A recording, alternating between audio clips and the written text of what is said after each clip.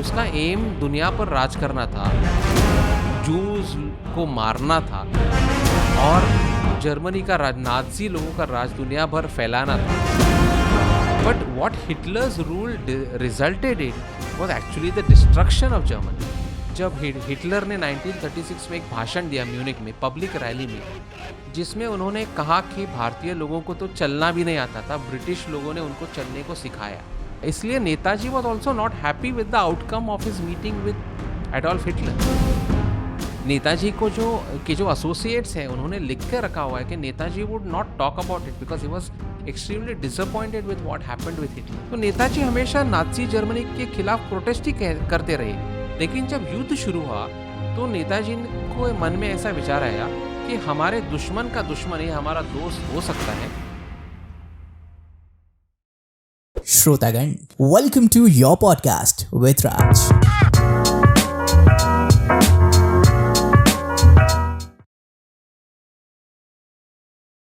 So, 1932, Weimar Republic makes Hitler chancellor. 33, he gets into power. He abolishes the parliament. He makes it a dictatorial state, police state, Nazi party. This, as you were speaking about Hitler's charisma, sir, passion के साथ बोलता था, बोलने में एक ताव होता था, आवाज़ दूर तक पहुंचती थी, हाथों और ये सब gestures जैसे मैं इस वक्त कर रहा हूँ वैसा इस्तेमाल करता था. And same happened with Goebbels also, Himmler also, Goering also. Sir, but if to let go of everything and just consider ki what were the positive pointers that, you know, emerged Hitler as the leader he was, and he was massively and hugely embraced by the population. क्योंकि world War 2 के बाद सब जानते हैं कि जब वर्साइलिस treaty हुई तो देश को बांटा गया, खाने पीने के वांदे हो गए थे, there inflation was on peak. What was some of the pointers that ensured Hitler to, you know, to establish himself as a leader that has Germany accepted him into? Why? नहीं, ये जर्मनी की जो परिस्थिति थी तभी उसका एक परिणाम है. The emergence of Hitler is the consequence of Germany's position at that time. Post world War 2, post world war 1, world war 1 में जिस तरह से जर्मनी की हार हुई उससे जर्मन लोग बहुत ही दुखी हुए. और उसके बाद जो वर्सेल की ट्रीटी हुई और जर्मनी के खिलाफ जो रिपेरेशंस का प्लान बना और उनको जुर्माना दो, मतलब रिपेरेशंस दो, कॉम्पेंसेशन दो लोगों को, and millions of pounds, dollars the Germans were forced to pay to the victors and others after the first world war. उसके बाद जर्मनी के लोगों के मन में एक बहुत ही ऐसा ग्रीवेंस निर्माण हुआ कि we are not being treated fairly. And there was poverty, there was joblessness, there was unemployment large scale. और from the 1890s onwards एक रेशियल थियोरी का एक एंट्री हो रही थी जर्मन लोगों के मन में. एंड जब परिस्थिति आपके खिलाफ जाती है तो ऐसी थियोरीज और दृढ़ हो जाती है कि हमारा कोई दुश्मन है जो अंदर से कोई प्रॉब्लम्स निर्माण कर रहा है. तो जूस के खिलाफ पहले से ही एक प्रोपेगेंडा चल रहा था जर्मनी के अंदर कि ये जूस है, हमको डोमिनेट करते हैं और जूस तो इस देश के नहीं है, ऐसा उनका सब मानना था. तो वो प्रोपेगेंडा और भी बढ़ने लगा और Hitler was convinced, just like others in Germany, many others in Germany, that Jews are the enemy of the people. The Jews led to Germany's surrender in 1918. The Jews led to the Versailles Treaty. The Jews control finance and business in Germany. They control the media. They control the press. They control all the important organizations of Germany. They have control over the politicians of Germany.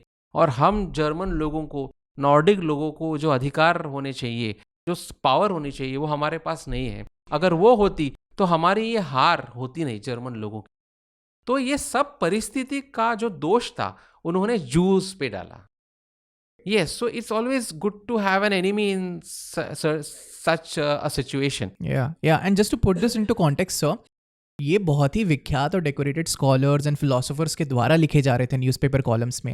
And we won't go deep into this, but Eckart, जिनको Hitler का भी mentor माना जाता है, जिसने discover किया Adolf Hitler को इन अ beer club, इन अ beer house, उन्होंने भी ऐसा लिखना शुरू किया था सर, एंड ये सर्कुलेट होने लगा जर्मन मासेस में. नहीं, बिल्कुल अच्छे अच्छे जर्मन लोग, वेल मीनिंग जर्मन लोग भी जूस के खिलाफ हो गए थे और उनके मन में जू लोगों के बारे में जो कल्पनाएं थी वो गलत कल्पनाएं दृढ़ होने लगी थी, क्योंकि ग्रीवेंसेस थे, डिफीट था, ह्यूमिलिएशन था फर्स्ट वर्ल्ड वॉर के डिफीट का. तो और उनको ऐसा हमेशा लगता था, there was German nationalism also, pan German nationalism. Pan German nationalism का मतलब ये है कि जर्मन बोलने वाले सभी देश एक राष्ट्र है. ओके. इसीलिए तो हिटलर को लगता था कि Austria is not a separate country, it is part of Germany. और वो खुद वहां पैदा हिटलर हुआ का था. जन्म जर्मनी का नहीं है, ऑस्ट्रिया का है, but he always wanted to be part of Germany, क्योंकि he looked at himself as German not Austrian. इसीलिए जब युद्ध होने वाला है, ये पता चला 1913 में, ऐसा ऑलमोस्ट स्पष्ट होने लगा कि शायद युद्ध हो सकता है, तो Hitler immediately move to Munich and Berlin. He didn't want to stay in Austria because he didn't want to be conscripted into the Austrian army. He wanted to fight for Germany. So he looked at himself as a pure Aryan race German. As a German, yes. Wow. तो German nationalism का एक भावना थी, juice के खिलाफ की एक भावना थी, और फिर इन दो भावनाओं का मिलाप होकर वर्ल्ड वॉर 1 में डिफीट हो गया, तो और भी भावना स्ट्रेंथन हो गई. Correct. और sir, is that the only reason and is that the specific reason क्यों बेनिटो मुसोलिनी, जिसने हाइपर नेशनलिज्म फैसिज्म का निर्माण किया, वो हिटलर के साथ मिला और ये बहुत अच्छे दोस्त हुए आगे चल के दोनों डिक्टेटर्स? हाँ बिल्कुल. और मुसोलिनी की भी फासिस्ट जो कल्पनाएं Yeah. थी, वो भी फासिस्ट एक फिलॉसफी थी ना उसकी, डिक्टेटरशिप की और सुपीरियोरिटी की एंड ऑल ऑफ दैट, तो वो भी तो था. It was there, definitely. आपने एक शादी की बात की, कि हिटलर ने बोला कि और बच्चे पैदा करो, आर्यन पैदा करो, जर्मन लोग.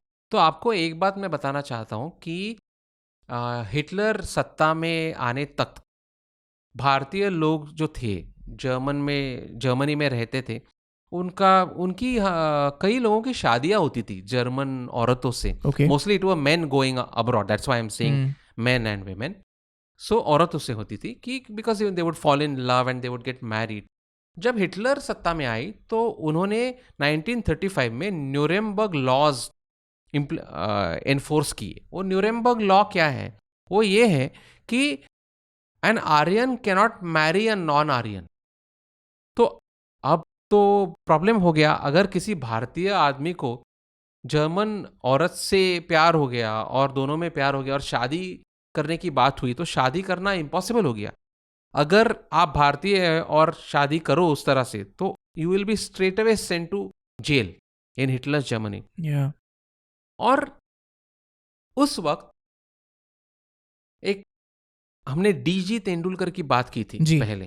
वो तेंदुलकर नहीं, लेकिन ए तेंदुलकर नाम के एक बेलगांव के लोग के गृहस्थ है जो जर्मनी में रह रहे थे. वो पत्रकार के रूप में जर्मनी में काम कर रहे थे, जर्मन पेपर्स में लिखते थे, वहाँ रह रहे थे, और उनका प्यार हो गया एक जर्मन औरत से. वो जर्मन औरत बहुत ही वेल नोन औरत थी, उसका नाम था Thea von Harbou. Wow. She was a film maker and she is still remembered as a famous film maker. Sir, if I'm not wrong, is she the one who shot the Berlin Olympics? No, that is Leni Riefenstahl. She was the propagandist for the Third Reich. But थिया von हार्बो, तो उसका और तेंदुलकर का प्यार हो गया और वो शादी करना चाहते थे. She had grown distant from her first husband, who was also a very famous filmmaker called Fritz Lang. आपने उनके नाम तो सुना ही होगा. Fritz Lang is a very, उन्होंने बहुत फेमस क्लासिक्स बनाए. मेट्रोपोलिस नाम का एक क्लासिक है उनका, और काफ़ी आज भी वो ही is regarded as one of the iconic film makers of Germany.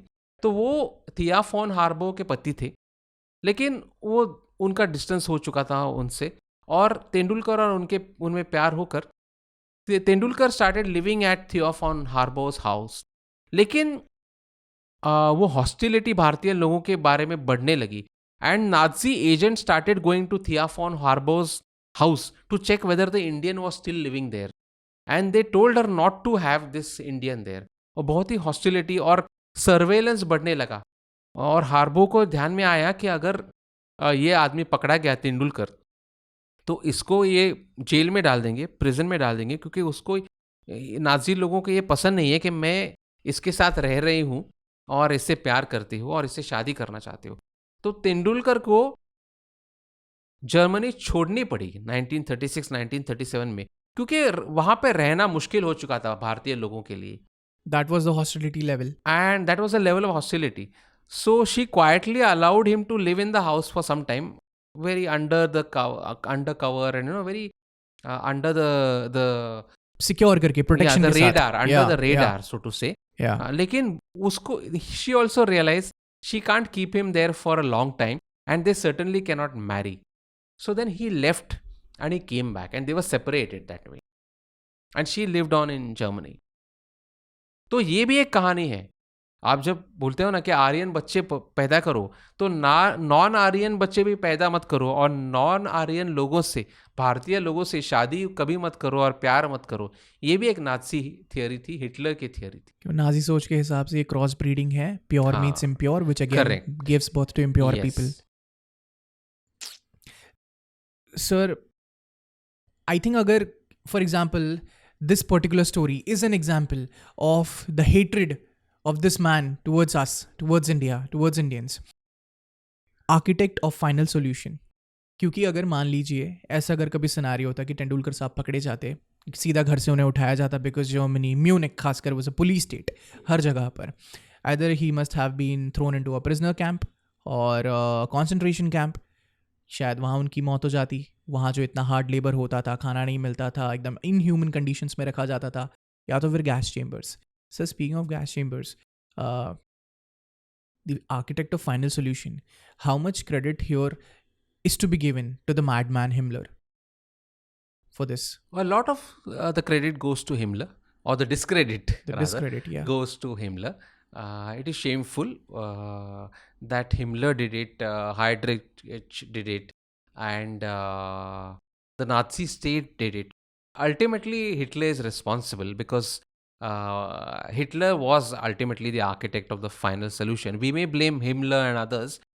They were implementing the ideology and the poisonous ideology that Hitler had propagated, and they themselves had internalized it, and they were top functionaries of the Nazi state. तो Hitler को तो और Himmler को तो दोष जाता ही है।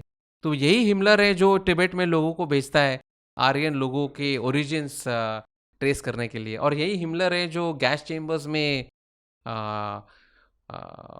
Juice को इन ह्यूज नंबर्स मैसेकर करता है, उनको मार दिया जाता है, बच्चे, बूढ़े, औरत, सब। सर, लेकिन जब नरम्बर्ग ट्रायल्स हो रहे थे, Hermann Goering said that we were not aware of this, we didn't know, nobody knew, हमें पता ही नहीं है क्या है। I mean obviously they knew. So do you think कि ये बहुत एक मास लेवल पर जर्मन ऑडियंसेस या फिर जर्मन पब्लिक को पता था कि what their government was doing under the radar? The truth is that some of them knew what was happening and some of them did not know what was happening.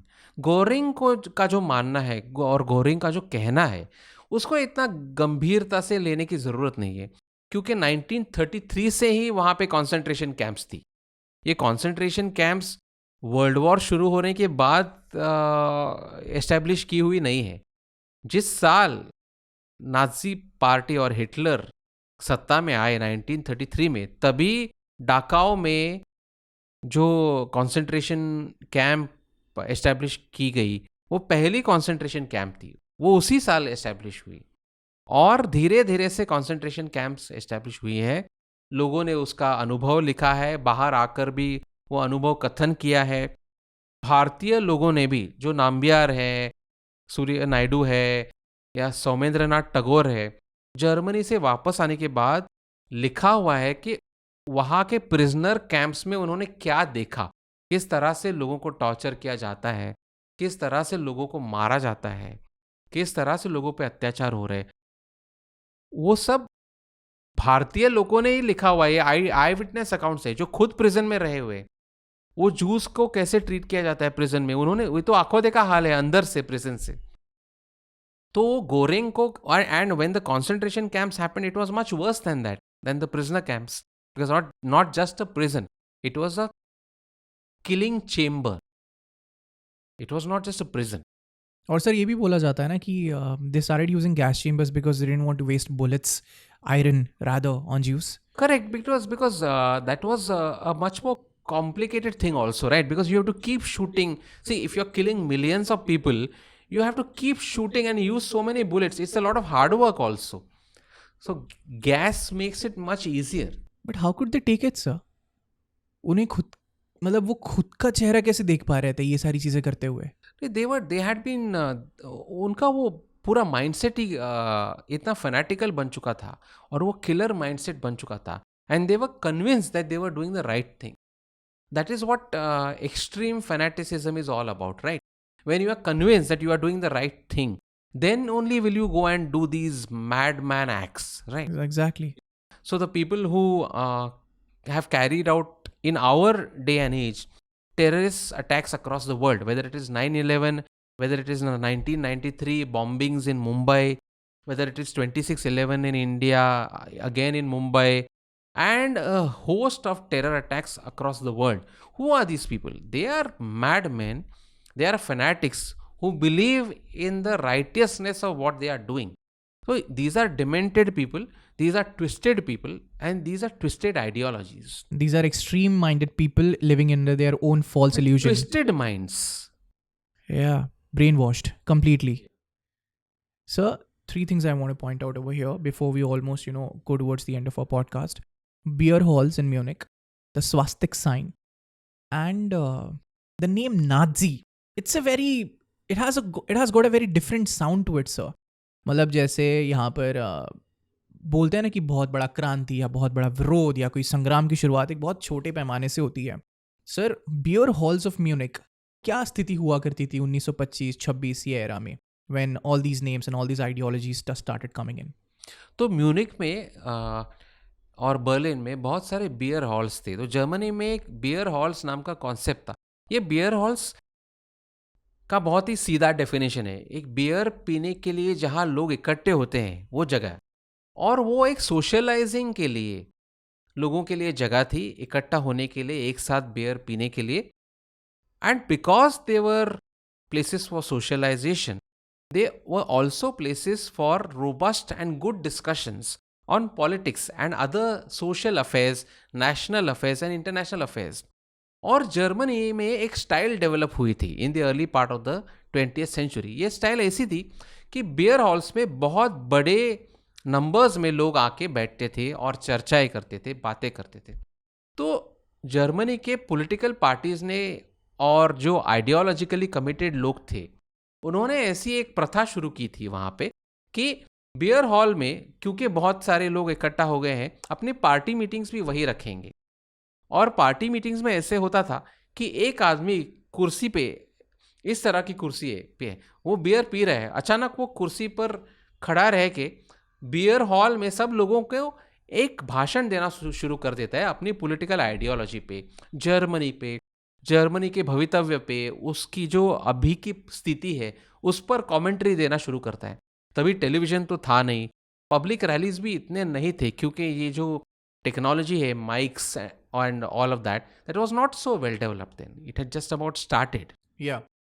तो beer halls, because you got the crowds there, you got a listeners crowd, you got a captive audience in a way, क्योंकि people were sitting there enjoying their beer, so they would listen to what they say. And more party meetings started happening in such beer halls. Important people gathering there. Correct, important people gathering there.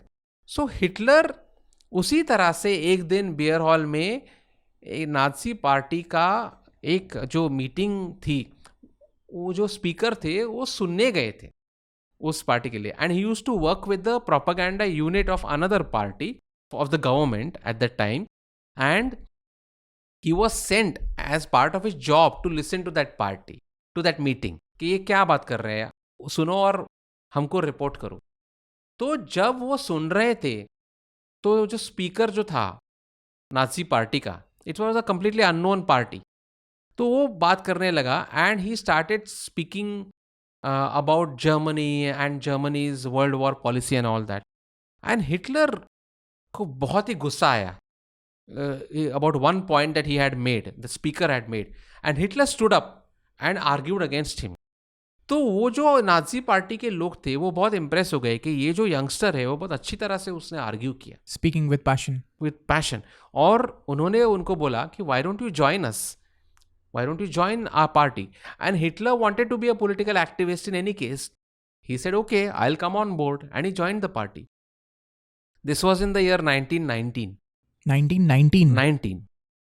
और उसी साल में दिसंबर में Hitler beer hall में, अक्टूबर, नवंबर और दिसंबर में Hitler beer halls में खड़े रह के नाजी पार्टी की तरफ से भाषण देना शुरू करने लगे.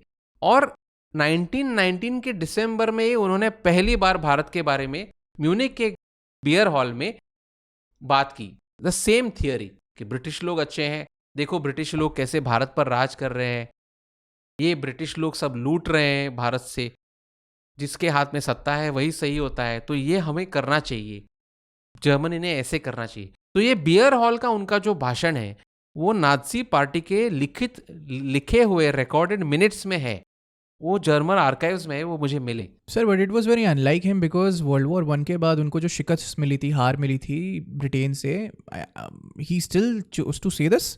Because more than the defeat, remember, race was important, and the British were part of the white race. So it was clearly a divide between the Aryan world and the non-Aryan world. So politics, war, leadership, exchange, conversations, these were all assets around this, but their main agenda and propaganda was the race. The so-called Aryan world. Sir, the swastika sign.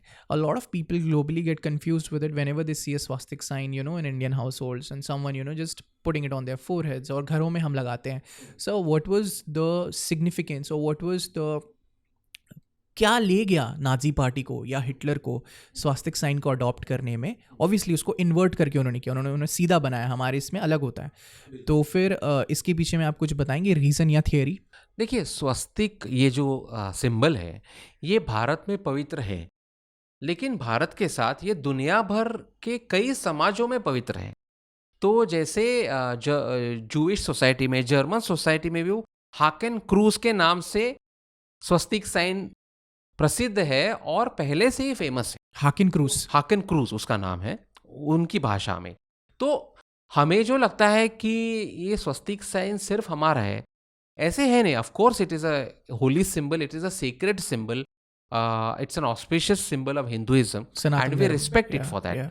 But Nazi swastika और हमारा स्वस्तिक पूरी तरह से अलग है. बिल्कुल. वो एक अग्रेशन का प्रतीक है और हमारा ऑस्पिशियस बिगिनिंग का प्रतीक है, एक अच्छे ओकेजन का प्रतीक है, एक पवित्रता का प्रतीक है. और जैसे आपने कहा, वो स्वस्तिक उन्होंने भारतीय तरह से इस्तेमाल नहीं किया, वो ट्विस्टेड है, वो इन्वर्ट किया हुआ स्वस्तिक है. तो उसका जो पोजीशनिंग है वो भी अलग है. ये भी लोगों ने ध्यान में रखना चाहिए कि उनका स्वस्तिक और हमारा स्वस्तिक ये अलग है.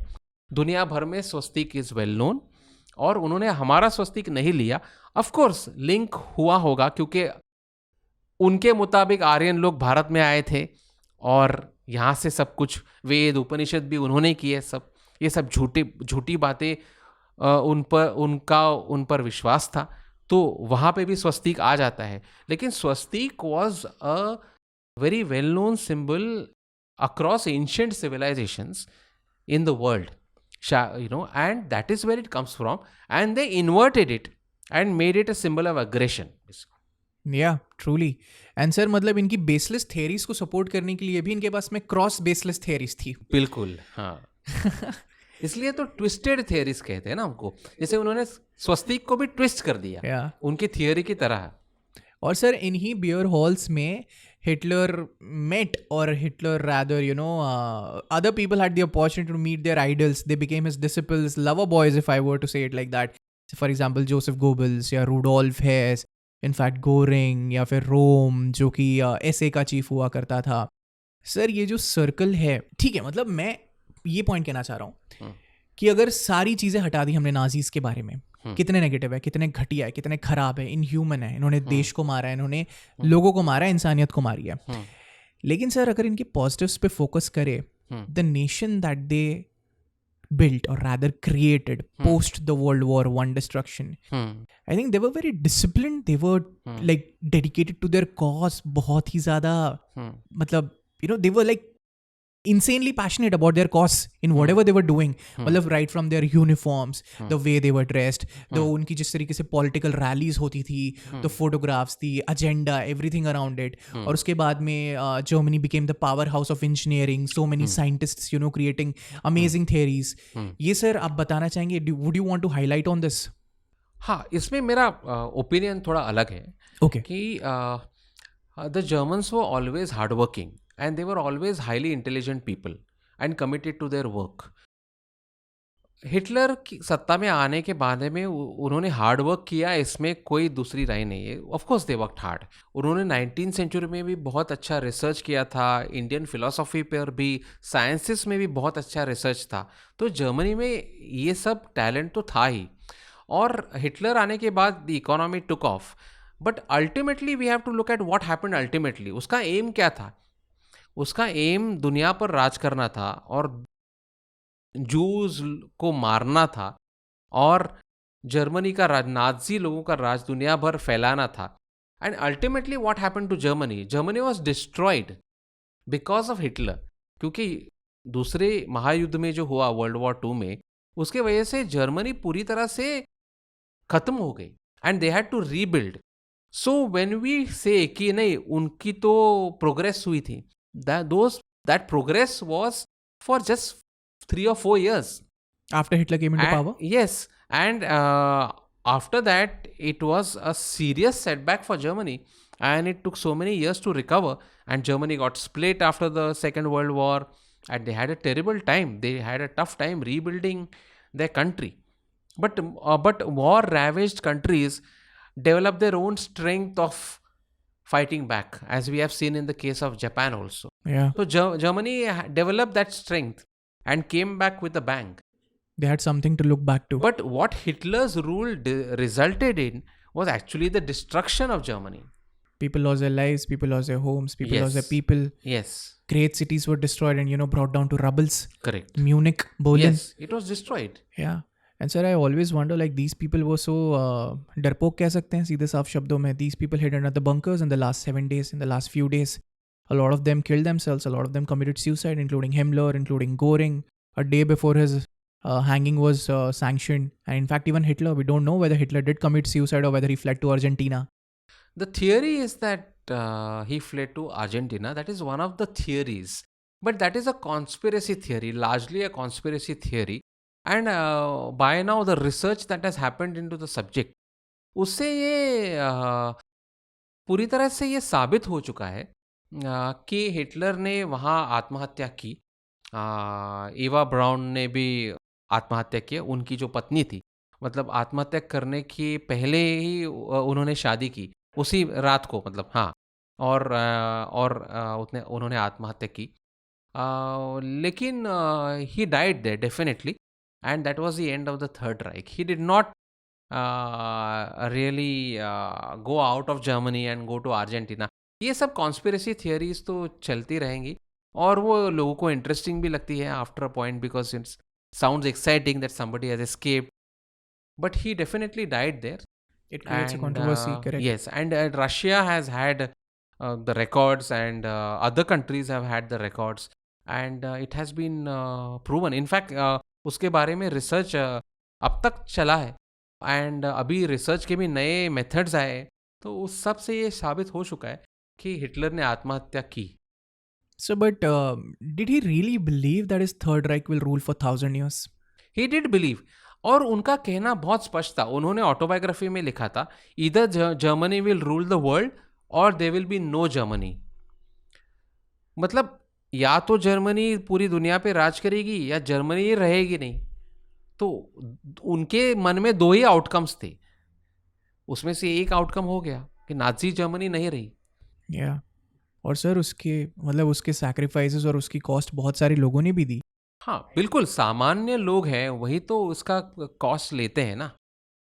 तो सामान्य जर्मन जनता थी और दूसरी जो लोग थे, जूस थे, जिनको मसाकर किया गया, ईस्टर्न यूरोप में कितने लोग थे, पेरिस में उन्होंने लोगों को टॉर्चर किया है, कई सारे जगह पोलैंड के लोगों को, चेकोस्लोवाकिया के लोगों को, बहुत रशिया में बहुत सारे injustices, the kind of treatment that has been handed out by the Nazis. It is a It is a shame, sir. it's a shameful chapter in the world's history. In humanity's history, Yeah. to put it simply. Yes. And sir, I also feel that, if he had continued to win on borders and probably came onto the borders of Afghanistan, he would have had maybe, done the same thing to Indians. He would definitely have done the same thing to Indians because he was very clear about his thinking about Indians. उनकी सोच में कोई भी doubt नहीं था कि भारतीय लोगों के साथ कैसा बर्ताव करना है. So, sir, he still had the animosity towards the Imperial Japan because they were also belonging to the east side of the globe. ओ बिल्कुल. उनको, though he was publicly saying that he was happy that Japan was making advances in the world war, क्योंकि Japan ने Malaysia capture किया, Japan ने Singapore capture किया 1942 में, तब Hitler की पब्लिक स्टेटमेंट ये थी कि हाँ अच्छा हो गया, देखो ब्रिटिश साम्राज्य को सेटबैक्स आ रहे हैं. लेकिन उनकी पब्लिश्ड जो राइटिंग्स है और कॉन्वर्सेशंस है, उन्होंने स्पष्ट तरह से he has called it a tragedy that the white man's rule is giving way to this rule of the yellow people, the Japanese. He used to call them the yellow people, Japs. तो वो तो उससे बहुत नाराज, upset हो गए थे वो, But करना पड़ा. लेकिन करना पड़ा. Because the war had to Correct. be won. So I just want to know one more thing. Subhash Chandra Bose साहब को हिटलर ने सबमरीन दिया था, if I'm not wrong, to travel, through the seas way, go to Japan, make your army, include the prisoner of war, Indian people, Indian army soldiers, prisoners of war, make your army and march on to Britain governed, Britain ruled and oppressed India. कितनी सच्चाई है sir इस बात में? वो तो बिल्कुल सच है, लेकिन सबमरीन के सिवा उनको कुछ नहीं मिला. इसका कारण ये है कि सुभाष चंद्र बोस 2 साल के लिए लगातार हिटलर को और नाज़ी गवर्नमेंट को ये कहते रहे कि you should issue a declaration in favour of free India, और नाज़ी पार्टी और हिटलर उसको ना कहते रहा. और सुभाष चंद्र बोस की जो मीटिंग हुई हिटलर के साथ, उसमें भी नेताजी ने हिटलर को कहा कि आप डिक्लेरेशन दीजिए कि you are in favour of a free India, और हिटलर ने उससे इनकार किया, वो डिक्लेरेशन देने से इनकार किया. हिटलर को मिलने से पहले नेताजी मुसोलिनी को जाके मिले. Really? Sir, we never read about this. Of course, when he was in Germany, during that time only he went, just before he met Hitler, he went to Mussolini because Mussolini ने उनको interview दिया, appointment दी. Hitler दे ही नहीं रहा था, तो he got frustrated. He thought, let me meet Mussolini at least. तो Mussolini को जाके मिले, and Mussolini agreed to speak to Hitler about the declaration, and Mussolini was in favor of it, देने के लिए. उसके बाद the Japanese were also in favor of giving such an declaration. तो सुभाष चंद्र बोस का कहना ये था कि पूरे एक्सिस पावर्स जो है, एक्सिस वर्सेस एलाइज, ये वो लड़ाई थी. तो एक्सिस पावर्स है जर्मनी, जापान और इटली, ये 3 पावर्स मिलके डिक्लेयर करे कि we are in favour of free India. युद्ध जब चल रहा है तभी. तो Mussolini agreed, Japan agreed, Hitler did not agree. Hitler kept on saying no. तो ये हमें ध्यान में रखना है कि हिटलर केप्ट सेइंग नो, और मीटिंग में भी उसने नो ही बोला उनको. एंड उसने उसको सबमरीन दी, उनको, नेताजी को सबमरीन के अलावा कुछ नहीं दिया. इसलिए Netaji was also not happy with the outcome of his meeting with Adolf Hitler. With the way he treated him? Netaji को जो एसोसिएट्स हैं, उन्होंने लिख के रखा हुआ है कि Netaji would not talk about it because he was extremely disappointed with what happened with Hitler, क्योंकि उनको जो चाहिए था वो मिला ही नहीं. And Hitler finally did issue a declaration in favour of free India. When was that? Just days before he committed suicide, जब कोई ऑप्शन ही नहीं था उनको. जर्मनी पूरी तरह से हार गई थी और हार चुकी थी, and they were clutching at straws. जो भी अपॉर्चुनिटी मिल जाए शायद ले सकते हैं. तभी हिटलर ने एक नो ऑप्शन पॉलिसी रखकर, इस्तेमाल कर he issued a declaration. By then it was too late. He consistently refused. For years, he refused. But then he still wanted to take his chance even in his last days. Yes, because anybody who is fighting a war takes whatever chance he wants to take, but he delayed it until he felt that he had no option but to do that. And this was the time when Russians and Soviets were just like few miles away from entering Berlin, right? Absolutely, yes. That is when the declaration was issued. Sir, but I mean, I don't know if I should ask this question, but doesn't that put Subhash Chandra Bose, Netaji's, our beloved Netaji's legacy a bit under the dark light because of his association with such names? Netaji was obsessed with the idea of India's independence, और वो obsession लेकर ही वो Germany गए थे. उनको Nazi Germany के बारे में कोई भी सिंपैथी नहीं थी. इनफैक्ट 1933 से वो कंप्लेन कर रहे थे नाजी लोगों के बारे में कि ये भारतीय लोगों को ठीक से बर्ताव ट्रीट नहीं करते करते उनके साथ. भारतीय लोगों के बारे में इनके मन में विचार अच्छे नहीं हैं. हिटलर ने बहुत बुरी तरह से भारतीय लोगों के बारे में बात की है. जब हिटलर ने 1936 में एक भाषण दिया म्यूनिक में, पब्लिक रैली में, जिसमें उन्होंने कहा कि भारतीय लोगों को तो चलना भी नहीं आता था, ब्रिटिश लोगों ने उनको चलने को सिखाया. तो नेताजी तब इतने अपसेट हो गए कि नेताजी ने तब पब्लिक स्टेटमेंट किया कि I am very upset and disappointed with Nazi Germany. ये बहुत ही डिस्क्रिमिनेटरी है और बहुत ही एंटी इंडिया है. जब भारतीय विद्यार्थियों के खिलाफ डिस्क्रिमिनेशन हुआ जर्मनी में 1933-94 में, तब भी नेताजी ने प्रोटेस्ट किया. तो नेताजी हमेशा नाजी जर्मनी के खिलाफ प्रोटेस्ट ही करते रहे. लेकिन जब युद्ध शुरू हुआ तो नेताजी को मन में ऐसा विचार आया कि हमारे दुश्मन का दुश्मन ये हमारा दोस्त हो सकता है. और इन the initial months of the war, Germany was spectacularly successful. So he thought Germany could be used to put pressure on Britain to get independence for India. और वो एक ही सिंगल माइंडेड सोच लेकर, because of his commitment to India, to India's freedom, वो लेकर वो Berlin में गए और म्यूनिक में गए और वो वहाँ रहे. But his time was frustrating for him. All those that year and a half, or almost a year and a half, 13 months or 14 months, they were extremely frustrating for Netaji. They were not a good time. So Netaji went there because of his commitment to India's freedom, because he was single-minded in the pursuit of Indian freedom. His legacy became controversial as a result of that. But we cannot question his dedication to the Indian cause of National freedom cause, correct. And the important thing equally to bear in mind is that right in front of Hitler, to Hitler's face, he told him to delete the remarks against Indians that he had made in Mein Kampf. Your theories are false, they are baseless, they are Yes. fake. So he had the integrity to tell Hitler, the courage and the integrity to tell Hitler that what you are saying about India is very wrong. He was in Hitler's territory. He was surrounded by Hitler's officials. Nobody could say a word against Hitler. People would just get shot dead. Yeah. And he still had the courage to say that. So I think we have to look at things in that light. Basically वो अपने सारे रास्ते अपना रहे थे जिससे वो अपने देश को आजाद कर सके. And whatever he said to Hitler, in front of his Reich, I think that was coming from the heart of a very true Bharatiya. Correct. A very true Indian. Yes, true. And sir, I also feel that Hitler also realized the seriousness of this leader Netaji that was in front of him, and Yes, the land that's why he he represented. gave him a submarine at least to go to Japan. Yeah. Though he did not give him the declaration, Yeah. which Netaji badly wanted. And it is, sir, it is such a unimaginable thing कि house arrest से कोई इंसान बच के border cross करके अफगानिस्तान के रास्ते Moscow, Italy, Germany जाता है. वहाँ से एक इंसान अपनी सेना बना के लौटता है और एक ब्रिटेन के खिलाफ मार्च करता है और कुछ टेरिटरीज जीतते हैं with the help of Japanese imperial army. I think sir Netaji Subhash Chandra Bose was one kind of a man. They don't make like men like him anymore. Yes, he is a national hero. He had dedicated his life to the cause of Indian freedom. He could very well have joined the Indian civil service. So yeah, obviously he was there, but he Correct. refused it. Correct. He refused it.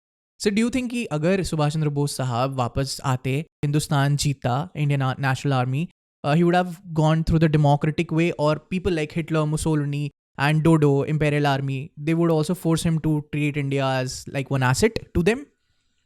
See, it's a complicated thing because Netaji did believe in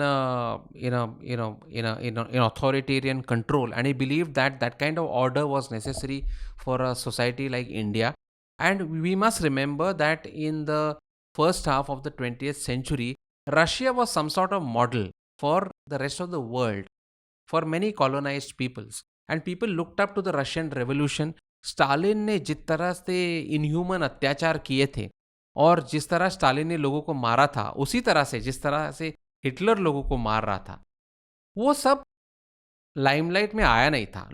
काफ़ी लोगों को पता नहीं था क्या हो रहा है रशिया में. तो एक रशिया मॉडल तब चल रहा था. शायद जब नेताजी वापस आते तो he would have realised what was happening and he may have changed his tack, but we don't know. See, इन प्रश्नों की कोई उत्तर नहीं है. उनका सिर्फ एक ध्येय था कि उनको एक आजाद देश बनाना है. आजाद देश So we बनाना cannot है. say that he would have come and done this, he would have come and done that, because these things depend on a number of factors. And if he had seen the Japanese ill-treating Indians a lot on the borders, what would his response have been? He would not have been very comfortable about it. So we cannot really anticipate his response. तो ये कहना कि नेताजी ये करते या वो करते, ये ठीक नहीं है. I think what is to be appreciated is his commitment and his ultimate sacrifice. Dedication. The And sacrifice, giving everything for the absolutely, cause. Absolutely. I mean, that man, we don't know about his demise. We're still confused, but we still talk to him, about him, with so much love, dignity, and respect, even after so many years, Yes. that he's not with us. Rajiv Gandhi का एक statement था कि if you think that Bose Saab is alive, let's call the British back. I don't know if this is real or this is fake, but I heard it somewhere, because एक बहुत controversy हो गई थी ना 60-65 के दौरान की सुभाष चंद्र बोस साहब, हमारे जो दूसरे प्राइम मिनिस्टर थे Lal Bahadur Shastri, he met him during Tashkent. So yeah, that was also there. Anyways, sir, अब अंत के चरणों पर बढ़ते हैं. I just have to ask about a few things from the scientific perspective, and also post the World War II जो scenario रहा है. Sir, whenever I look at photographs, जैसे मैं अभी आपसे ब्रेक के दौरान भी बात कर रहा था, so a few of American soldiers, when they raided Hitler's nest, which is called as Eagle's Nest or something, I don't know, which was at the top of a mountain, because Hitler used to enjoy his naturistic and scenic views. Sir, उन्होंने कुछ photographs देखी. उन्होंने वहाँ पर alcohol, बहुत बहुत ज़्यादा शराब, बियर, ये सारी चीज़ें देखी. It was royalty, it was pure luxury.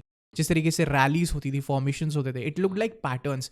So do you think these maniacs are also like insanely obsessive compulsive disorder, जिसको आज कहते हैं OCD, because everything was properly and purely arranged according to them, एक pattern की तरह नजर आते थे photographs, rallies. बिल्कुल. That is also the pattern of fanatics, ना, that they do things in a particular way only.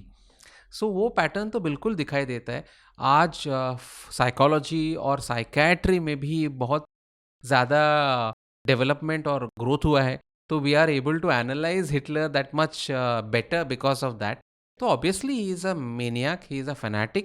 And as far as luxury and wealth are concerned, जब वो सत्ता में आए हिटलर और उनके साथी, तब भ्रष्टाचार उनकी प्राथमिकता नहीं थी. ये तो हम स्पष्ट रूप से कह सकते हैं. Okay. We have to give the devil his due. They were not in it for the money, but power corrupts, and that power had corrupted them. And how? And once you get used to corruption, it's difficult to then stay away from it, and then the greed grows. और उनके साथियों के बारे में भी वही हुआ, उनके बारे में भी वही होने लगा. He started spending more and more time at Berchtesgaden, at the Berghof. In the Alps, Mountains, in the mountains, yeah. which was his luxury residence. क्या नाम है सर उसका? Berchtesgaden, और उस जगह का नाम है बर्गॉफ. उनका जो बंगला था, उसको बर्गॉफ कहते थे. तो वहाँ पे वो ज़्यादा से ज़्यादा समय बिताने लगे. इनफैक्ट वर्ल्ड वॉर 2 में उन्होंने ज़्यादा समय तो वही बिताया, और जर्मन सैन्य बेचारा लड़ रहा था लोगों के साथ on the front. Sir, Hitler की सबसे बड़ी जो एनिमोसिटी कह सकते हैं इंडियन से खिलाफ, वो इससे भी झलकती कि he never responded to Gandhi ji's letters, 3 letters that Gandhi ji wrote to him. Gandhi ji को रिस्पॉन्ड करने का तो कोई मतलब ही नहीं था उनके लिए, क्योंकि गांधी उनके लिए अच्छे आदमी नहीं थे. उन्होंने 1920s में ही लिखा है कि the reverence for Gandhi there is a word he has used for that, is a perversity. Perverse. ऐसे उन्होंने लिखा है। क्या मायने होंगे सर इस शब्द के? उसका परवर्सिटी मतलब ये गलत फहमी से भी आगे, मतलब it is like a twisted thing, it's like a twisted thing, या इट्स अ परवर्स थिंग, कि आप उनको रिस्पेक्ट करते हो। क्योंकि जब 1920s में जब Germany failed to pay compensation for its World War one things, France had there was some aggression from France. तो तभी जर्मनी की जो सरकार थी, वाइमार रिपब्लिक, उन्होंने बोला था कि एक पैसिव रेजिस्टेंस करते हैं अग्रेसर के खिलाफ। और तभी हिटलर ने बोला कि ये गांधी जैसे आइडियाज़ यहाँ पे मत लेके आइए, ये गांधी के लिए जो प्रेम चल रहा है ये मुझे ठीक नहीं लग रहा, and the reverence for Gandhi is a perversity. ये उन्होंने अपने नाज़ी साथियों के साथ बातचीत करते हुए भी बोला है। जब इंडिया के बारे में आर्ग्यूमेंट चल रही थी तभी भी ये बोला है, दोनों ओकेजन्स पे ये बोला है। So he always had India and Indian mainland and its people at the back of his mind. That is the most surprising thing, because when we think of Hitler, and that is what led me to write the book that I wrote, Hitler in India. क्योंकि हम जब Hitler के बारे में सोचते हैं तब हम सोचते हैं इसने भारत के बारे में कितना सोचा होगा, hardly anything. It must have been at the outer core of his, not even at the core of his conversation consciousness. उसने भारत के बारे में सोचा ही हार्डली होगा, जब नेताजी गए होंगे तभी सोचा होगा। नहीं, वो हमेशा भारत के बारे में सोचता था, लिखता था, उसके बारे में बात करता था। उसके नाज़ी पार्टी के साथीदार के साथ, ऑटो स्ट्रासर के साथ एक बातचीत है जो 7 घंटे की बातचीत है हिंदुस्तान पे, जिसमें कई घंटे हिंदुस्तान पे बात हुई है उनकी दोनों की। और ऑटो स्ट्रासर बोल रहा है, जो पार्टी का एक फंक्शनरी है और हिटलर के करीब है, वो बोल रहा है नहीं, हमने भारतीय लोगों को सपोर्ट करना चाहिए, इंडियन फ्रीडम मूवमेंट को। और हिटलर उसके खिलाफ आर्ग्यू कर रहा है कि तुमको कुछ समझ में नहीं आता है भारतीय लोग, and he calls the Hindus inferior. ये इन्फीरियर हिंदू लोगों को क्यों सपोर्ट कर रहे हो तुम? he called Hindus inferiors. Inferiors. वो लिखित है, ये लिखा हुआ है, ये सब रिकॉर्ड्स में है। Documented Yes. in the And archives. it's all there in my book with the sources where exactly. Yeah. So let's end this on a scale where what if Einstein wouldn't have fled Germany? Luftwaffe को अगर defeat नहीं किया जाता, जो कि एयर चेन थी जर्मनी की, and in the initial years Hitler was dominating World War 2. He entered into Paris, France was captured, France resistance भी था बना उस वक्त पे, and then in the latter half of the World War 2, और at least in the latter 60% of the World War 2, he got to know, he had an understanding that he's losing this war. Sir ये जो पूरा लम्हा था, ये जो पूरा एक फेस था, what was going on in Hitler's mind as per all the research work that you have done or you have read? He definitely wanted world domination, but he was willing not to touch British territories and British colonies like India because he didn't want to be disturbed where he is ruling. तो वो उनकी clear understanding थी और उनके मन में world domination था। और वर्ल्ड डोमिनेशन की जब इच्छा होती है किसी को भी, तब वो उस आदमी को एक चीज़ पता नहीं चलती कि रुकना कहाँ है, क्योंकि आपको पूरी दुनिया ही, और वहाँ पे ही आपका पराभव आ जाता, क्योंकि इट्स नॉट सो इजी ना to dominate the world. So he got carried away by his successes, and when he went into Russia and they got stuck there, and that is where the beginning of the defeat Opened a second front. Happened. Second front, yes. So what was happening in his scientific department? I mean, obviously he must have also be trying to make a nuclear bomb or a mass destruction bomb. Yes, there is evidence that they were trying to work on the nuclear bomb, and there are different theories as to the extent to which they had succeeded. So it depends on which theory you believe in. But if he had a fully developed nuclear bomb, there is no doubt in my mind that he would have used it before he committed suicide, because he was very free about using these weapons. He was a madman. He would still want to prove his last word. Yes, absolutely. So tell me something about your association with this book, Hitler and India. What were some of the most horrible days? I'm pretty sure कि there would have been some days where अंदर से आपको ऐसा लगा होगा कि यार ये मैं क्या पढ़ रहा हूँ, ये मैं क्या लिख रहा हूँ, क्या लोग ये सब कहानियाँ सुनने के बाद इस पे विश्वास करेंगे, इस पे भरोसा करेंगे, कहीं मुझे तो I mean I understand as a person जो कि ये सारी चीज़ों को देख रहा है और एक एम्पैथी फील कर रहा है जो इन लोगों के साथ में बीती है, गुजरी है. सो जब आप ये किताब लिख रहे थे, आपका क्या इंस्पिरेशन था? कौन से ऐसे डेज थे where you just feel low and you would feel like कि where am I going, I don't know? And कैसे एक पूरा 10 साल, एक दशक आपने इस किताब को दिया? And lastly, what's your take on this personality Adolf Hitler? That's a good question कि मैंने जैसे शुरुआत में ही कहा कि आई वॉज टेकन अबैक. मुझे बहुत आश्चर्य हुआ जब मैंने मैन काम्फ में वो सब वक्तव्य उनके पढ़े, और every discovery was a surprise and a shock, क्योंकि उनके लेटर्स में मिले, उनके राइटिंग्स में मिले, उनके स्पीचेस में मिले, सब जगह मिले, भारतीय लोगों के लेखन में मिले, सोमेंद्र नाथ टैगोर के, एसीएन नाम्बियार के, दूसरों ने भारतीय न्यूज़पेपर्स में मिले. और मेरा इरादा एक ही था, लोगों को कैसा लगेगा ये मेरी सोच नहीं थी. मेरी सोच ये थी कि ये सब हमारे पब्लिक मेमोरीज से वाइप आउट हो चुका है. 1920s 30s और 40s में इसकी काफ़ी चर्चा भारत में होती थी, और इसका प्रूफ है भारतीय न्यूज़पेपर्स में तभी के, बिकॉज तभी तो सिर्फ न्यूज़पेपर्स थे. करेक्ट. तो हिटलर जिस तरह से भारत के बारे में बात कर रहे हैं, भारतीय लोगों के साथ बर्ताव कर रहे हैं, उसकी बहुत चर्चा भारत में तभी हो रही थी. नेताजी से, गांधी जी से, अंबेडकर से लेकर सब लोग इस पे चर्चा कर रहे थे. बड़े बड़े संपादक, लेखक लिख रहे थे, टिप्पणियां कर रहे थे.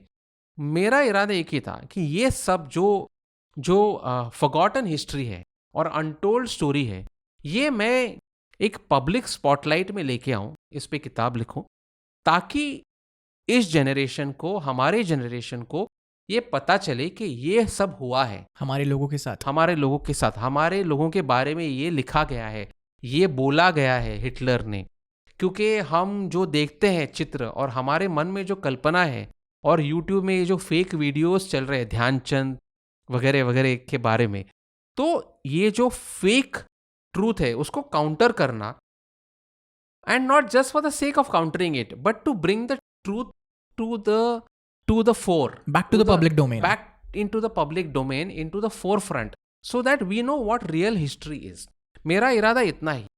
अब लोगों को इसको किस तरह से परसीव करना है, किस तरह से उनको इसका अभ्यास करना है, पढ़ना है, किस तरह से उनको अपने कंक्लूजन्स निकालने हैं, वो पढ़ के और सुन के कंक्लूजन्स निकालेंगे.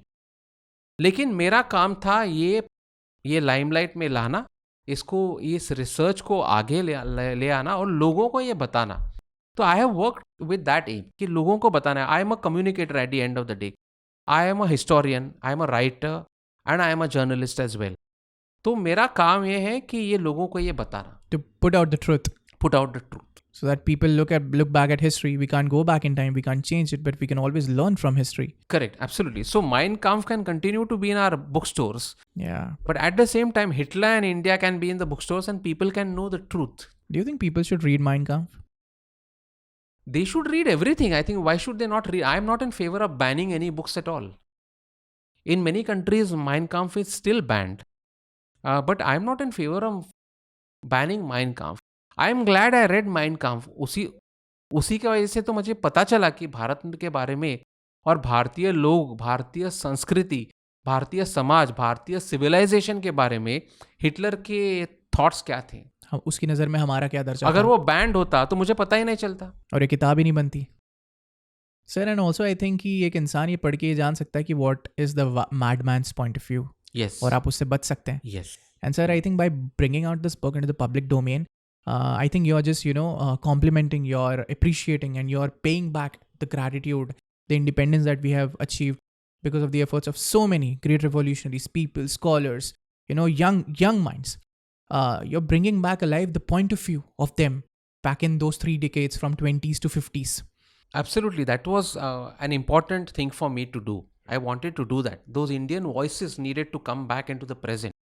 Whatever Saumendranath Tagore went through in the Nazi prisons, what ACN Nambiar went through in the Nazi lockup, the sufferings they had, the torture they suffered, the beatings that they suffered, and the discrimination they faced, the manner in which they were threatened and beaten up and thrown out of Germany. We as Indians need to be aware of these things. And aware of the right things indeed. Absolutely. So kudos to your book. I'll definitely have a read about it. I was researching a lot about, this interview, like of all the interviews that you have given. But I'm glad that, one of your major mainstream podcasts on Hitler and India is coming through us first. And I'm so proud to say that. Thank you, Raj. so proud to Thank say you that. for your kind words. No, sir. Trust me, it's my honor. It's a sheer moment of gratitude for me. जो मैंने visualize किया था वो, as I said in the beginning itself, कि मैंने आपको किसी और interview में देखा था ना, आज I'm talking to you. I'm really, really, really humbled, really grateful, and thank you so much, sir, for coming over here and being so generous to us, being so kind to us. Thank you for inviting me, Raj. Thanks. Yeah.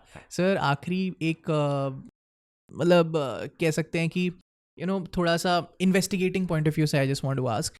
After 1945, a lot of Nazis fled back to Argentina. So back in Argentina after 1945, a lot of Hitler sympathizers, Nazi sympathizers, great lieutenants and generals, people who had important posts in Nazi Germany, the Third Reich, fled to Argentina and they lived there. Their kids are still living there. There's an entire town where they speak Germany. And during the last years of the war, Joseph Goebbels, the propaganda minister of Hitler and the second in command after Hitler in the last days, उन्होंने sir एक public gathering, एक public speech दिया from the bunker and he said that he is not fleeing Germany and I am going to commit suicide with my wife. उन्होंने अपने बच्चों को cyanide दिया, वो मर गए नींद में. मार्था गोबल्स, इसकी बीवी. हाँ, और एक दूसरे को उन्होंने शूट कर दिया. Sir, what are the chances कि हिटलर के जाने के बाद या उस अर्जेंटीना के उस क्षेत्र में भी इस सोच को आगे बढ़ाने की एक कंट्रोवर्सी रची गई, एक प्रोपेगेंडा रचा गया, और क्या वो सोच आज भी दुनिया के किसी हिस्से में नज़र आती है? नहीं, उसका प्रयत्न तो ज़रूर हुआ नाज़ी लोगों का कि नाज़ी सोच उसके बाद भी आगे लेके चले, लेकिन वो इतने सक्सेसफुल नहीं हुए. और जर्मन लोगों को इम्पॉर्टेंटली ये पता चल गया कि नाज़िज़म से उनका कितना बहुत बड़ा नुकसान हुआ है. तो इसलिए वो सोच ज़्यादा बड़ी आगे नहीं बढ़ सकी.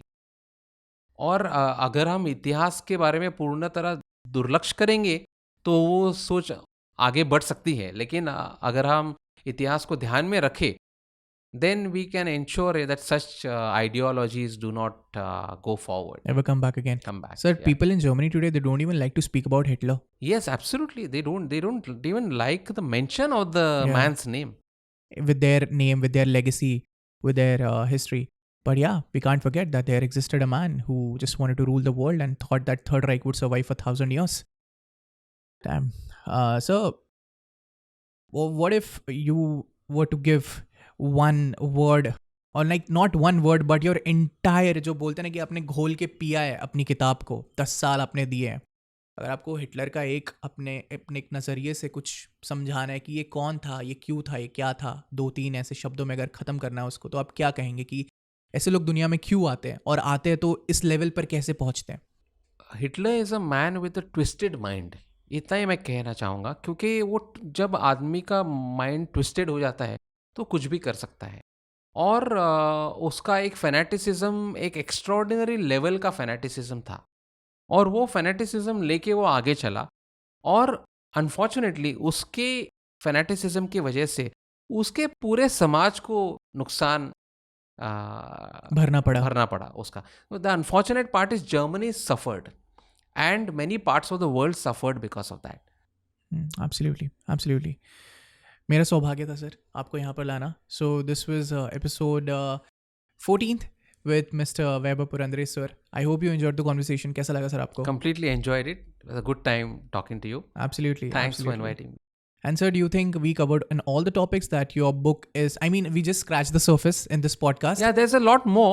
We spoke about quite a bit. There's a lot more in the book. So if people who are interested in these subjects, and I think everybody is interested in history, especially in the history of Hitler and World War II. Yeah. Can take a look at it if they want to. Absolutely. And not from the Indian point of view. It hasn't been said before, it hasn't been shown before, and it hasn't been presented before the way I think we are going to present with this podcast. Absolutely. That's why I've called my book The Untold Story. Untold Story, correct. And sir, do you have any message for our audiences where they can find this book? They can find the book everywhere in bookstores across the country, and on Amazon and any other platform, online platform that they buy stuff from. They can just get it anywhere. तो आप लोग please जाइए sir की इस किताब को खरीदिए, please पढ़िए, make sure that you educate yourself and the right way about Hitler and India, the untold story of that man's hatred towards our people. It is very important to know our history because we always learn from our history. मैं इस किताब की description में link attach करूँगा and you can always go and you can just click on it and buy it. Please जाइए, पढ़िए. Thank you so much, Vaibhav sir. I mean, it's an honor. Thank you so much. Thanks, Raj, again. Thank you. Take care. Thanks.